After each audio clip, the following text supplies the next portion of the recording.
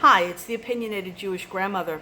Anti-Semitism is back in the news. It's rearing its ugly head. When I grew up, I never experienced anti-Semitism. I grew up in assimilated Jewish middle-class suburbs of New York. And after I became religious, I was a young mother, married, living in Crown Heights, Brooklyn, the headquarters of Lubavitch, and at the time of the Lubavitcher Rebbe, Menachem Mendel Schneerson of blessed memory. And there were the racial riots in 1991. If you are old enough, you might remember them. They were big news. If you are still too young to have experienced that news, then I suggest you look it up.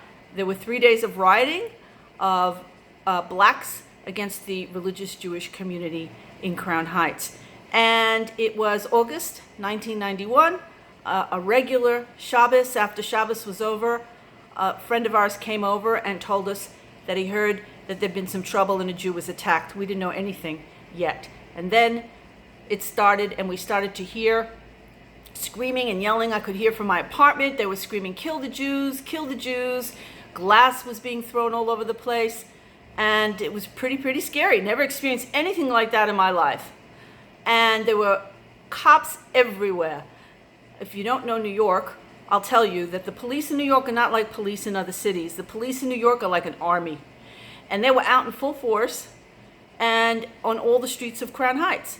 And we heard that the Rebbe told us to stay home and be calm and not to fight.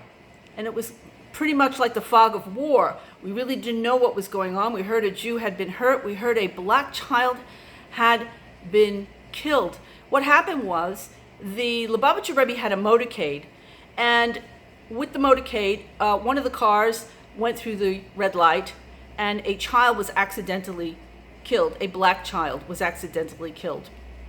And this sparked a lot of rioting in a situation that was already very racially divided and tense. They were burning police cars.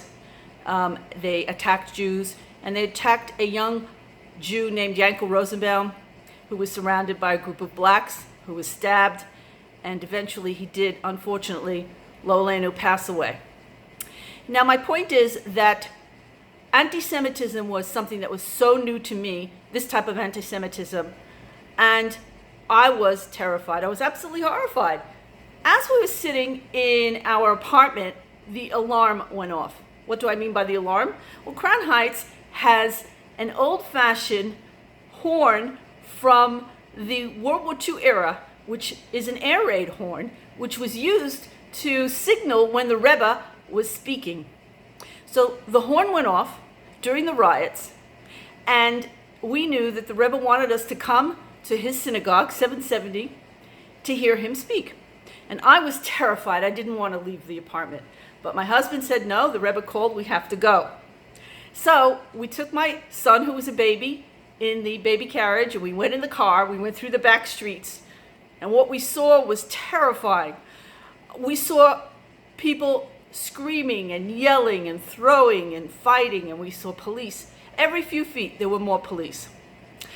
And then we went into 770, the synagogue, and suddenly there was a whole feeling of peace that fell upon me. The Rebbe was glowing with holiness and joy and simcha, and there was singing and dancing and listening to the Rebbe's holy words, and it became like a feeling washed over me that there was nothing going on in the world at all. There were no riots. We were in a different place altogether. And then when we left 770, what I saw in front of me is a memory that's sealed in my brain that I'll never forget, of a sea of angry African-American faces. And they all want us dead. They want to kill us. And in front of them is a line of riot police on big horses, and these guys are big, and they're dressed in riot gear. They look like something out of sci-fi, holding this crowd back from killing us. And I remember as I'm walking home, the police are screaming at us, "What are you doing? Get back to your houses. You're going to get hurt." And we said, our Rebbe called us, so we came.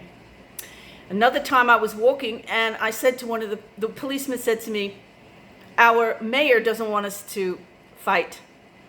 Actually, what happened was there was a mayor there Mayor Dinkins at the time, and he said he sent all the police in and he didn't give them any orders to fight or do anything to stop the crime. So they're standing there feeling completely ridiculous. They can't do anything, just stand around. So this police said to me, our mayor told us not to fight. He was upset about it. And I said, our leader told us the same thing, because the Rebbe told us not to fight. So why am I bringing this up? Don't fight anti-Semitism. It's just fighting the darkness. What the Rebbe taught me was that a little light dispels a lot of darkness. That's what we learn in Hasidus. And he showed that to us by the way he reacted to the riots. He told us to stay calm and to continue spreading holiness in the world. And that's what we did. And a person is free through Torah, no matter what goes on around them. If they have Torah mitzvahs and they're spreading holiness, then they're free.